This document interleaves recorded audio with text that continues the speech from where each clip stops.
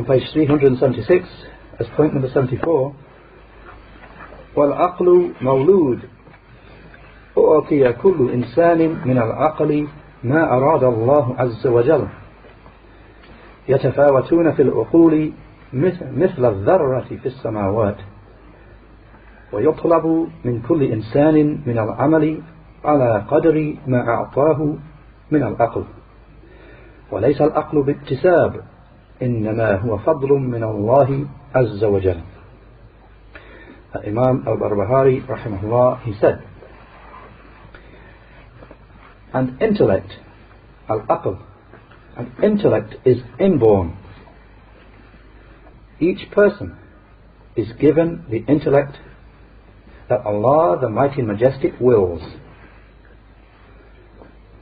They vary in degree of intellect, just like a speck at different heights in the heavens. And action is required from each person in accordance with the intellect he has been given. Intellect is not acquired, intellect is not earned. Rather, it is a favour bestowed by Allah, the Mighty and Majestic. Shaykh Fawzan, hafidhahullah, he said in explanation of this point, he said, al-aql, the intellect, it is a faculty which Allah places in the person, by means of which he can comprehend things. By means of it, he can distinguish what is harmful from what is beneficial, and what is good from what is evil. No one knows the nature, the kayfiyya. No one knows the actual nature of the intellect, of the aql. Exactly how it is, how the intellect exactly is. Shaykh said, no one knows the nature of the intellect. People have groped about in confusion concerning it, but they have not reached a conclusion. They have not reached a certain conclusion, because it is one of the secrets of Allah which no one knows except Him, He the Perfect and Most High. Then Shaykh Fawzan, he goes on to explain the word al-aql in the Arabic language. He said, and the aql, the intellect, it is called aql with a ayn and a qaf and a lam, because it withholds a person from that which will harm him. Just a side point here to make it clear what the Shaykh is indicating. In the Arabic language, in its origin, the word aql, it means al-habs. It means to withhold, withholding something. That's the origin of that word, al-aql, to withhold. So that's why the Shaykh said, so al-aql, the intellect, it is called aql, intellect, because it withholds a person from that which will harm him, just as a tethering rope holds an animal back from escaping. This word, as in Arabic, they have this iqal, this thing, a tethering rope for an animal that ties it down, holds it back, stops it from escaping, withholds it from getting away. So in origin the word, it means to withhold. That's why the intellect, as the Shaykh said, is called al-aql, because it withholds the person from entering into and doing that which will harm him. He said, and it is called also hijran. It is called hijr. The intellect is also called hijr. And again, in the Arabic language, this is a word, hijr, which means prevention,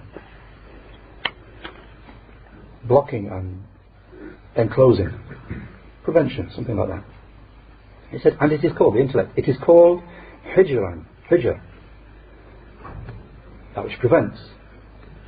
And he gives an evidence from the Quran, هَلْ فِي ذَلِكَ قَسَمٌ لِذِي حِجْرٍ, Surah Al-Fajr, the 89th Surah, ayah 5, with the explanation. Is there not in these oaths that have preceded in the 4 ayahs before, is there not in these oaths sufficient proof for a person possessing hijr, possessing intellect? Shaykh Fawzan said, al-hijr here is al-aql, the intellect. It is called that because it blocks and prevents a person from that which will harm him. And the meaning is similar to the word al-aql. Intellect is called the aql, and it's also called hijr, because it withholds and blocks a person from that which will harm him. And he said, and mentions a third name for the aql, the intellect. He said, and it is called an-nuha.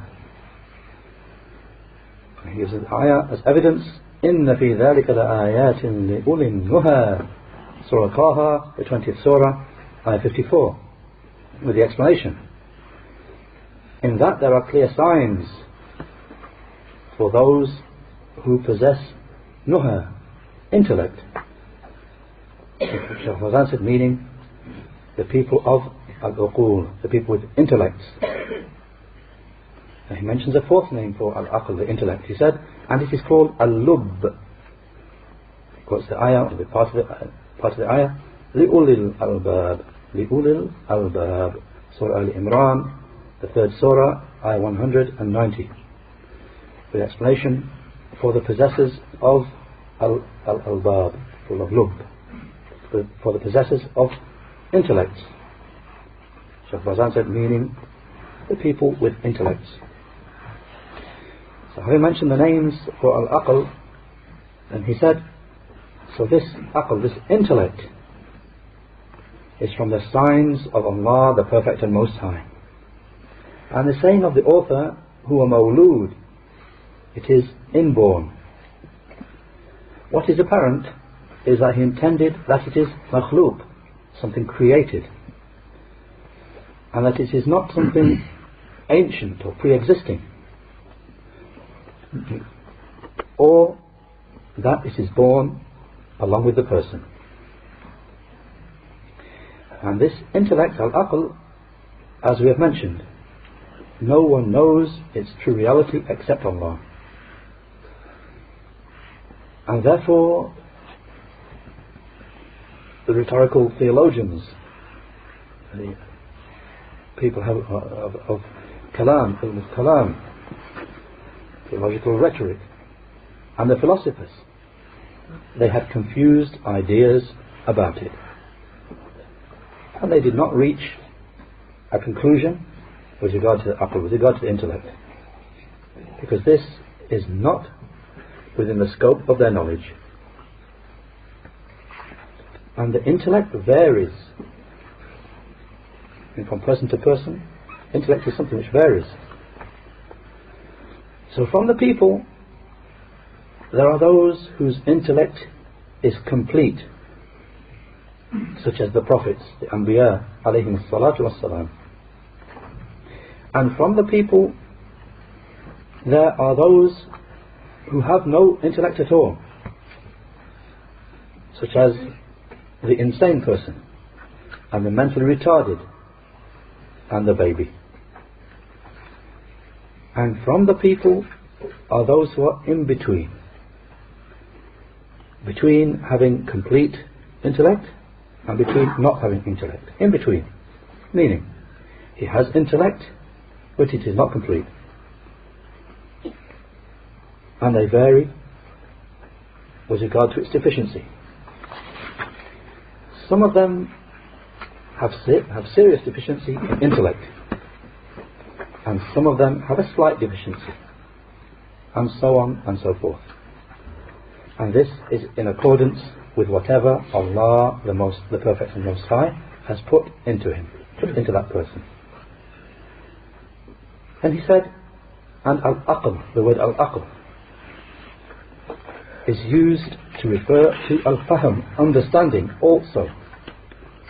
So it is said, aqal al-ayat al-Qur'aniyya. It can be said about a person that he has aqala, meaning he has understood the ayahs of the Qur'an. And he gives the ayah as evidence for part of the ayah. لَآيَاتٍ لِقَوْمٍ يَعْقِلُونَ Surah Al-Nahl, the 16th surah, ayah 12. With the explanation. There are certainly signs for a people who understand. Shaykh Fawzan said, meaning they understand the ayahs in creation, they understand the signs in creation, and the ayahs of the Quran. وَتِلْكَ الْأَمْثَالُ نَضْرِبُهَا لِلنَّاسِ وَمَا يَعْقِلُهَا إِلَّا الْعَالِمُونَ Surah Al-Ankabut, the 29th surah, ayah 43. With the explanation. And those are examples which we strike for mankind. Those are similes, examples which we strike for mankind. And no one understands them except for the people with knowledge. Except for the people endowed with knowledge. Shaykh Fawzan said, so al-aql, this word, this is for intellect, it can also be applied, he said, to al-fahm, understanding, and al-idrak, comprehension, and al-fiqh fi d-din, and for having understanding of the religion of Allah, the Mighty Majestic. أَفَلَا تَعْقِلُونَ Of course, the ayah from Surah Al-Qasas, the 28th surah, ayah 60. With the explanation, will you not then understand? Will you not then have understanding? Then Shaykh Fawzan said, and from the people, there are those whose intellect is blotted out. I mean, it's there, but it's erased or blotted out. He said, on account of his disbelief, and on account of his heedlessness. So therefore, he cannot distinguish between what is harmful and what is beneficial. So he possesses intellect. He has aql, but he possesses intellect, the faculty. However, he does not take benefit, he does not derive benefit from his intellect. He is deprived of benefiting from his intellect, and Allah's refuge is sought. On account of his disbelief, his kufr. So he becomes a person who cannot utilize his intellect. أَمْ تَحْسَبُ أَنَّ أَكْثَرَهُمْ يَسْمَعُونَ أَوْ يَعْقِلُونَ إِنْهُمْ إِلَّا كَالْأَنْعَامِ Surah Al-Furqan, the 25th surah, ayah 44. With the explanation, or do you think that most of them hear or reason? Rather, they are just like cattle. Shaykh Fawzan said, so Allah deprives him of his intellect as a punishment for him, since he did not use it with regard to that which benefits him. Rather, he only used it in that which contains no benefit, or in that which brings harm. So al-aql, the intellect, is from the signs of Allah, the Mighty Majestic. He said, he's saying, وَيُطْلَبُ مِنْ كُلِّ إِنسَانٍ مِنَ الْعَمَلِ عَلَى قَدْرِ مَا أَعْطَاهُ مِنَ الْعَقْلِ An action is required from each person in accordance with the level of intellect that he has been given. Shaykh Fawzan said, at-taklif, being bound by duties, being bound by religious responsibility and duties, at-taklif, and commands and prohibitions, and reward and punishment, all of them are made dependent upon al-aql, having intellect. He said, he's saying, وَلَيْسَ الْأَقْلُ بِاكْتِسَابٍ إِنَّمَا هُوَ فَضْلٌ مِّنَ اللَّهِ عَزَّ وَجَلَّ He said, and the intellect is not earned, it's not acquired. Rather, it is just a fadl, a favour bestowed by Allah, the Mighty and Majestic. Shaykh Fawzan said, the intellect is from Allah, the Majestic and Most High. He is the one who plants it in the person. And it is from the secrets of Allah, the Majestic and Most High, in His creation. A person does not earn and acquire intellect himself. Yes, a person can strengthen his intellect. He has it or he doesn't have it. If he's given intellect by Allah the Most High, the Shaykh said, then yes, he can't earn it himself, but if he has it, Allah has given it to him, then he can strengthen it. He said, yes, a person can strengthen his intellect by reflecting upon the ayat of Allah. He can strengthen it by reflecting upon the signs of Allah, by carefully pondering upon the Quran.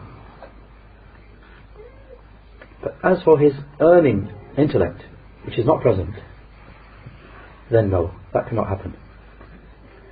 Allah is the one who produces intellect in him.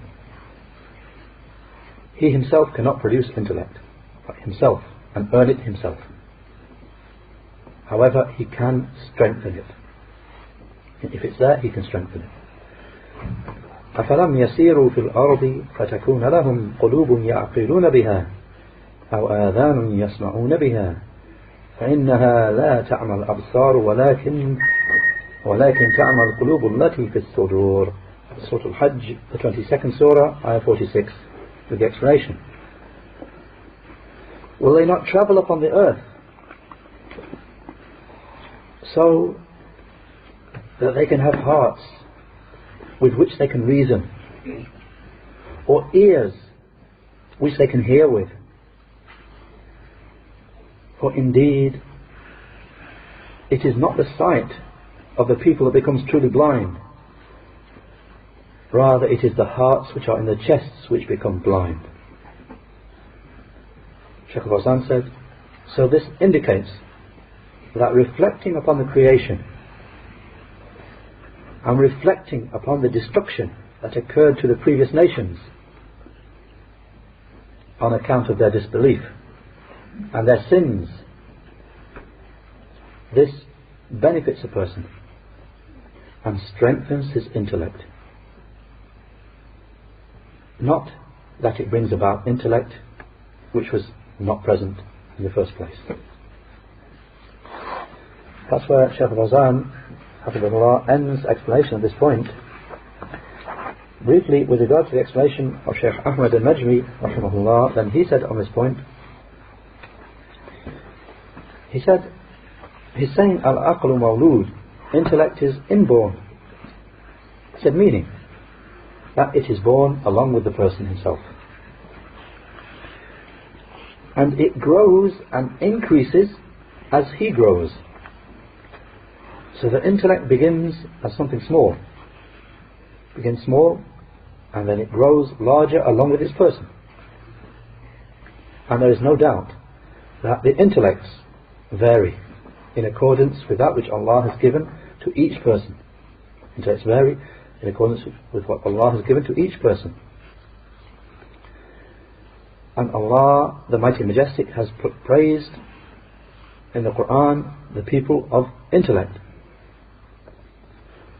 And he said, and the people of usul al-fiqh, the people of the fundamentals of fiqh, which fiqh is based upon, are in agreement that the intellect, the aql, is what being bound by duties depends upon. A person is given Islamic duties when he has intellect, even though it is something which varies. And then they disagree about whether the intellect, the aql, whether it is in the brain, the dimagh, or whether it is in the heart. They disagree about that matter. The intellect, is it in the brain, or is it in the heart? And the heart, which is in the chest, and the dimagh, the brain, is in the head. Shaykh Ahmad al-Najmi, hafidhahullah, he said, and what is apparent is that there is a close connection between the two of them. Between the heart and the brain. With regard to intellect, there's a close connection. What's apparent? There's a close connection between the heart and the brain. And the action of one will not be completed except with the other one. So, thinking, which occurs in the brain, will not be completed except by means of the heart, in what is apparent. However, the brain is the station of thinking and the place of awareness and what duties are dependent upon. And every person, Allah has prepared him with that which He prepared him with from faculties. And thinking and intellect vary. They vary very greatly. We ask Allah to guide us aright and to save us from the evil of ourselves. He said, and the great liars have invented a hadith with regard to the intellect. And it is a hadith which is mawdu', fabricated. It is a lie made up, in which there occurs أول ما خلق الله العقل. The first thing that Allah created was the intellect. So He said to it, come forward, so it came forward. Then He said to it, go back, so it went back. Shaykh said, this is a hadith which is mawdu', fabricated by consensus of the scholars. Then he said, and there is no doubt that the intellect, al-aql, is a gift from Allah for the servant, with which He distinguishes, or rather which distinguishes him from the rest of the creation. And on account of it, he comes to deserve reward or punishment. And Allah is the one who grants success. Then finally, on this point, Shaykh Salih al-Suhaimi, hafidhahullah, he said, after mentioning some speech, he said, so the aql, the intellect, by which a person understands things, is a ni'mah, it is a favour from Allah, which Allah has bestowed upon mankind. So with it, he can distinguish between the truth and falsehood, and between that which is foul and that which is good, and between that which is worthless and that which is of value, and between innovation and sunnah, and between tawheed and shirk, and between the way of the salaf and the way of the khalaf, the later comers who are not upon their way. And he can distinguish between the path leading to paradise and the path leading to the fire. So this is a tremendous favour which Allah has bestowed upon mankind, to the exclusion of the rest of the created beings upon the earth. So it is obligatory that we are thankful to Him for it, and that we utilize it in that which will draw us closer to Allah. We use it in that which will draw a person closer to Allah, the Perfect and Most High. And he mentioned some further speech with regard to the intellect, that we don't take it as being, that we use it to ponder and reflect with and distinguish with, but we don't make it an independent evidence for us, over and above text. And he said, and the correct and sound intellect conforms to the authentic text, and it does not contradict the legislation.